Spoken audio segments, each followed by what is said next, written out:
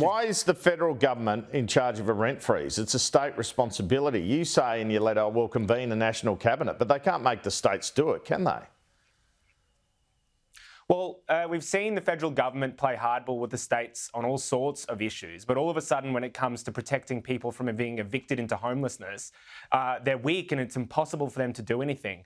Look, they could go to National Cabinet right now, slap money on the table and incentivise and coordinate a freeze and cap on rent increases. There are millions of people out there right now, a lot of renters who are one rent increase away from more financial stress or at worst, eviction onto the streets. I door-knocked a single mum yesterday who said she'd have to move if she got another big rent increase and she doesn't know where she'd move. I door-knocked a pensioner who is on a fixed income and said his biggest frustration and the thing that's making it tough for him at the moment is rents are going up, but his pension isn't going up by as much. Now, these are people, everyday people right now, who Labor could help if they freeze and cap rent increases. All right, what happens? I mean, you want a rent freeze for 2 years. What happens at the end of the 2 years as far as you're concerned?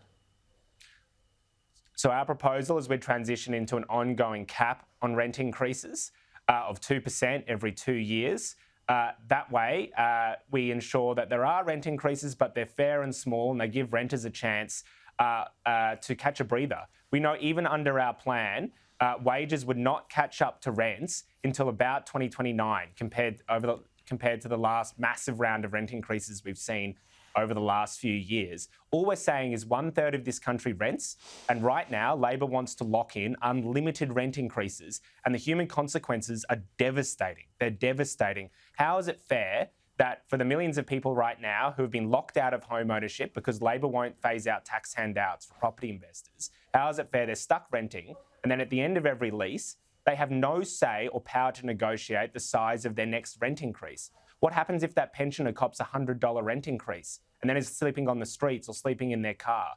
What then? And I mean, we're a wealthy enough country, I think, that we can find a balance in our housing system that ensures renters aren't screwed over by massive rent increases, which, by the way, are right now increasing at close to double inflation. They're driving inflation.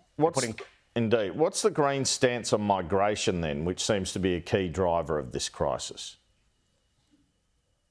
Well, we don't agree that migration is a primary cause of this housing crisis. For one, since the beginning of COVID to now, the number of new migrant households is roughly around half the number of new homes that Australia's built. We've built more homes than migrants have come to this country over that period.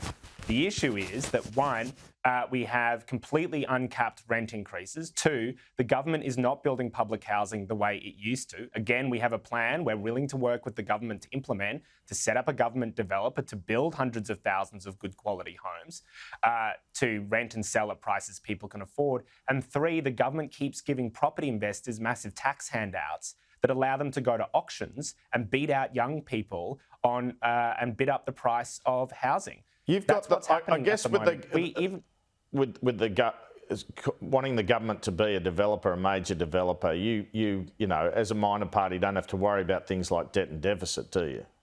Do you concede that? Well, actually, we had our plan costed by the Parliamentary Budget Office. Over the next 10 years, it would cost roughly about $28 billion to implement this plan. That would be the impact on the underlying cash balance. And the reason that's actually quite affordable, that would be to build 710,000 good quality homes, is because our proposal for the developer is we lift the income restrictions on that government-built housing. So a teacher could be living next door to a cleaner, next door to maybe even an engineer, next door to someone on income benefits, creating that social diversity that used to exist in Australian public housing. But even where rents are capped, we generate a good, healthy amount of rental and sales income that helps offset the cost of the plan, and we can put back into building more good quality housing. That's actually how public housing used to work in Australia. It's how it works around the world. The help to buy, it sounds like there's no way on earth you'll pass that.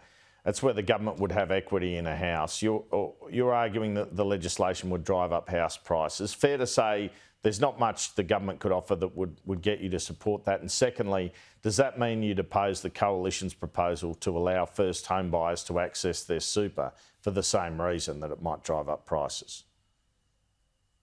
Well, what we've said to Labor is we're willing to work with them on the Help to Buy legislation if they come to the table on phasing out the tax handouts, negative gearing and the capital gains tax discount to property investors that deny millions of renters the chance to buy a home. The cost of those tax handouts over the next 10 years will be $165 billion to the federal budget. Now, just for a moment, imagine if we phased out even some of those and invested them in building good quality government-built housing again. We would solve the housing crisis in under the decade. Now, it would also mean that a lot of people, and I'm sure some of your listeners who might have kids who are struggling to get into the housing market, well, it means they could go to an auction and finally buy a house and no longer be humiliated by a property investor with tax handouts in their pocket from this Labor government. And what about secondly, the coalition's plan? The coalition, yeah. Yes.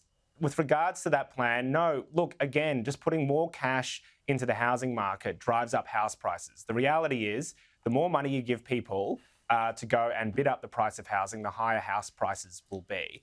And if house prices keep increasing, we're going to deny an entire generation the chance to ever buy a home. There's a fundamental break going on at the moment.